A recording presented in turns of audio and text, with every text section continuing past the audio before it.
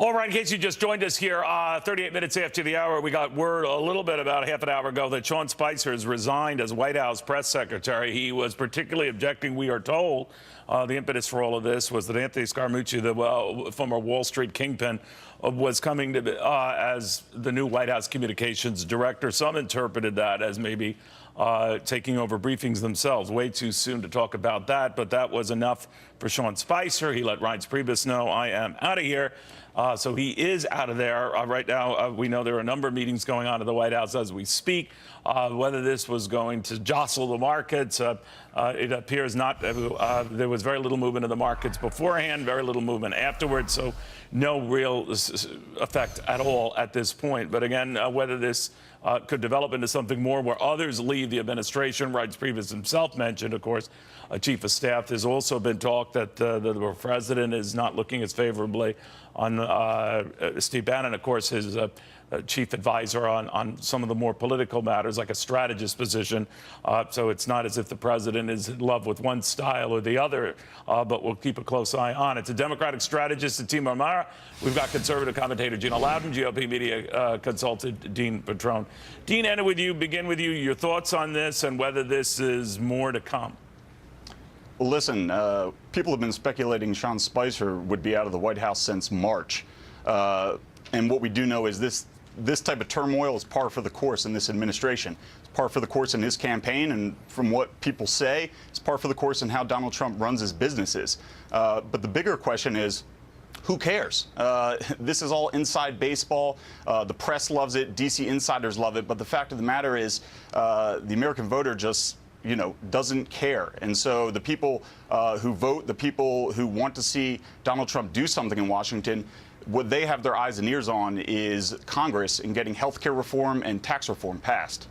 All right. Well, normally when an administration sees this type of thing, Gina, they're worried that the American people are not getting that message. So maybe we got to improve the way the message is sent or who sends it, right? Certainly, I think Scaramucci is certainly a Trump-style fighter, Neil, and so I think that probably has plays some role. I think that, look, as we're moving forward, we're trying to accomplish health care, we're trying to accomplish tax reform.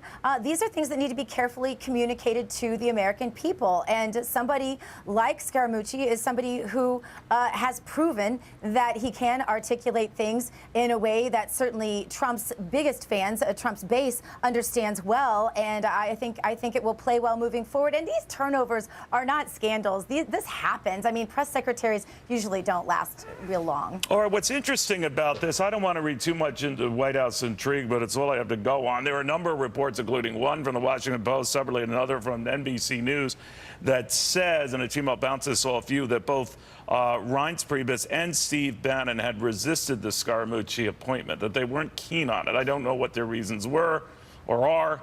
It's a moot point now because the president said his decision is final and this is what's going to happen. But what do you read of that? Because Priebus represents what I call the conventional RNC position before taking this job, and I think it's safe to say Bannon is more the rebel-rousing, early Trump advocate. So they were both opposed to this, and yet the president overruled them. Yeah, I think it's sort of an interesting dynamic. Like I said, Reince definitely also already has personal issues, it sounds like, and doesn't get along very well with Scaramucci. And then you probably have Bannon being a little hesitant about Scaramucci, because if I would be him, I'd be like, I don't want someone to threaten my confidentiality and relationship with Trump. And somebody like Scaramucci, who was very good in front of the media, and being a Trump advocate, admittedly, could possibly do that. And clearly him overruling both of them definitely shows that he shows some favor. I can't see Anthony in the role of a press spokesman giving briefings every day. Now, maybe I'm missing something here. And yeah, I mean, I think every White House is different. I mean, I think White House comms sometimes did the press briefing, sometimes the press secretary, depending on the mood, depending on the message. So I could see him being out there sometimes if they think somebody more aggressive needs to be out there, as opposed to maybe Sarah, who I wouldn't say she isn't aggressive, but I would say has a different style than he does. Doesn't this heighten the possibility, though, Dean, regardless of what you think of what's going on here, that the press, with whom you've always had an acrimonious relationship, I'm not talking to you, Dean, I'm talking to this administration, is going to get even more so. And then maybe this scene that's developing in the White House briefing room where a lot of reporters and cameramen are just waiting to be told what the heck's going on and will there be something happening today. You know the drill. That will this make things actually, in a communication sense, even more combative for the administration? Well, I think that's to be seen. It's certainly been a combative relationship since day one of this administration. Very true. And while you have heard reporters now say that they had a great relationship with Sean Spicer, that certainly wouldn't be the case that came across to anyone who watched cable news or Saturday Night Live on a regular basis. And so I think it's to be determined. I certainly think that the bar was set low, not by Sean Spicer's doing, but simply by a combative press corps that kind of had it out or had a target on the back of this administration since day one. You know, Gina, I would agree that this administration has been particularly on the short end of the stick in terms of coverage, but that it oftentimes, not all the time, feeds the beast with distractions and getting off message. I think the president's interview with the New York Times on the whole Jeff Sessions thing illustrated that. In a week, the president wanted to focus on health care and a rework and get it right. So a press director coming in is going to have to tell the president oftentimes things he might not want to hear, like shut up, right? So that's not a left or right view here. I'm just saying that part of the problem seemed to be that, there was no one with maybe the cojones to tell the president, hey, sir, this is wacky. You have to do this, and your tweeting is fine. Just stay on message of the tweeting. Don't go off message. Don't go into a tangent about Jeff Sessions and why you're disappointed in him. You know what I mean? Can that person do that? And if he can't, does it really matter who is in that office? I think in the media bubble, Neil, we tend to sort of see things differently than maybe the American people are perceiving them sometimes. This has been a tremendously successful presidency. In the first 6 months, you look at the changes in the stock market and illegal immigration, the jobs count. I mean, we could go on all day with a list of massive accomplishments of this presidency in a short 6 months. But I think that But Gina, you just illustrated my point. You're right. Those are successful points then. If you want to argue that, then the president stepping on those headlines by talking about Jeff Sessions or talking about he hurts his own message.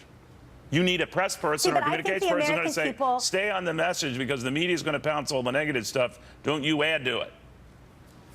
But I think the American people believed in Trump and continue to believe in President Trump because of his authenticity, because they know he's shooting straight, because they know he's going to say things that may not be politically correct, may not be packaged by some fancy consultant, but they are what the pulse of the American people are thinking. I don't know if you're getting what I'm saying. I agree. I understand the American people like the irreverence. Tima, my only thing is that the president has got to get someone to tell him when he can go too far and when he can't, or advise him about discretion or when it's called for or when not. And I don't know whether a change in the briefing room is going to bring that out. Maybe it might, but what do you think is really going on here? I mean, I agree with you, Neil, in that, if I was a lawyer or I was a press guy for Trump right now, I'd be like, dude, what you doing? Because it's sort of like... Now, that would be an interesting briefing right there. But, I mean, that would totally be an interesting briefing. And it's, I mean, we were supposed to originally come and talk about sort of some of the pre-pardon discussions that he asked with his lawyer and about what is possible for him legally. But now we're talking about, the press secretary being like, peace, I'm out. And it's both in these instances for both of these guys, they're like, why do you keep saying stuff that I would not advise you to say? It's making my life harder, So it's like, this is supposed to be Made in America week. And like in this entire week, we've been talking about now Don Jr., now his discussions with lawyers, and possibly, undermining Mueller or firing him or whatever he might be thinking of doing. Right. And now we're talking about like Spicer. It's like, oh my God, you're self-sabotaging. Well, but we could see how this all works out. Thank you guys very, very much. And I do apologize for stepping stepping on our original intent here. The pre-pardon thing to which Fatima was talking concerned the testimony next week of Donald Trump Jr., the administration, apparently the president specifically inquiring about how far he can go with his pardons. He was just asked a lot of questions, but some interpreted that to mean that he was considering